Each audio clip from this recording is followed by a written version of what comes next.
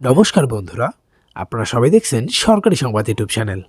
বন্ধুরা, যদি আপনিও গরিব ও খেটে খাওয়া মানুষদের মধ্যে একজন হয়ে থাকেন আর যদি এখনও পর্যন্ত আপনারা টিনের বাড়ি বা কাঁচা বাড়িতে বসবাস করেন, তাহলে কিন্তু আপনাদের সবার জন্য একটা বিরাট বড় সুখবর রয়েছে। হ্যাঁ বন্ধুরা, তো ভিডিওটাকে কিন্তু একদম ধৈর্য ধরে শেষ পর্যন্ত দেখবেন।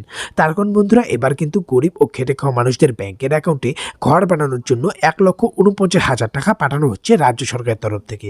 ইতিমধ্যে হয়তো আপনাদের পাড়ার অনেকের বাড়িতে কিন্তু সার্ভে হয়ে গেছে। তার কারণ বন্ধুরা, আপনারা কিন্তু আবারও টাকা পেতে চলেছেন। আপনারা হয়তো অনেকেই প্রধানমন্ত্রী আবাস যোজনার কথা শুনেছেন, কিন্তু বন্ধুরা এবারের ঘরটা কিন্তু আপনাদের মমতা সরকারের তরফ থেকে দেওয়া হবে। আর এই কথাটা কিন্তু ভোটের আগেই মমতা বন্দ্যোপাধ্যায় বিভিন্ন মিটিং মিছিলে পরিষ্কার করে জানিয়ে দিয়েছিলেন। আর যেমনটা জানেন, সামনেই কিন্তু পঞ্চায়েতি ভোট। আর আপনারা ভালোভাবেই জানেন যে আবারও মুখ্যমন্ত্রী হওয়ার পর থেকে কিন্তু মমতা সরকার গরিবদের জন্য একের পর এক নতুন নতুন প্রকল্প চালু করেই চলেছে। সেটা লক্ষ্মীর ভাণ্ডারে বলুন বা তরুণের স্বপ্ন, হাসির আলো, কন্যাশ্রী, যুবশ্রী, রূপশ্রী, জয় জোহার, জয় বাংলা, এমন কিন্তু অনেক প্রকল্প তিনি ইতিমধ্যেই শুরু করেছেন। আর ঠিক সেইভাবে কিন্তু তিনি এবারে আবাস যোজনা শুরু করলেন, যেটাতে আবেদন করলে কিন্তু প্রত্যেকেই 1,49,000 টাকা করে দেওয়া হবে ঘর বানানোর জন্য।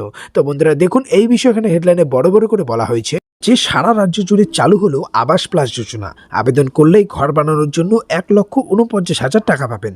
কিভাবে আবেদন করবেন, কি কি ডকুমেন্টস লাগবে, পুরোটাই আপনাদের বিস্তারিত জানিয়ে দেবো। তবে তার আগে যদি আপনারাও এই টাকাটা সরাসরি আপনাদের ব্যাংক অ্যাকাউন্টে পেতে চান, তাহলে কিন্তু অবশ্যই বন্ধুরা ভিডিওটিকে একটা লাইক করে দেবেন, এটির সঙ্গে লাল রঙের সাবস্ক্রাইব বাটনে ক্লিক করে পাশের বেল নোটিফিকেশনটা অল করে দেবেন। বন্ধুরা প্রথমেই জেনে নেব আবেদন করার জন্য কি কি কাগজপত্র থাকতে হবে। এটার জন্য কিন্তু আপনার আধার কার্ডের জেরক্স, ভোটার কার্ডের জেরক্স, ব্যাংক অ্যাকাউন্টের জেরক্স আর পাসপোর্ট সাইজের 4 কপি ছবি লাগবে। এবার কথা হচ্ছে আপনাদের টাকাটা কয় কিস্তিতে দেওয়া হবে। বন্ধুরা এটার জন্য প্রধানত 3 কিস্তিতে টাকা দেওয়া হবে। প্রথম কিস্তিতে 60,000, দ্বিতীয় কিস্তিতে 60,000, তৃতীয় কিস্তিতে 10,000।